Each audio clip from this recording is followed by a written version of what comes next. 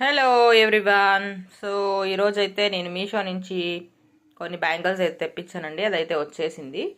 So వాటిని ఈరోజు unboxing చేసి మీకు చూపిద్దామని ఒక చిన్న వీడియో ఇలా తీస్తున్నాను. సో ఇవైతే నేను ఆర్డర్ చేసిన బ్యాంగిల్స్, రెయిన్ డ్రాప్ బ్యాంగిల్స్ అంటారండి వీటిని.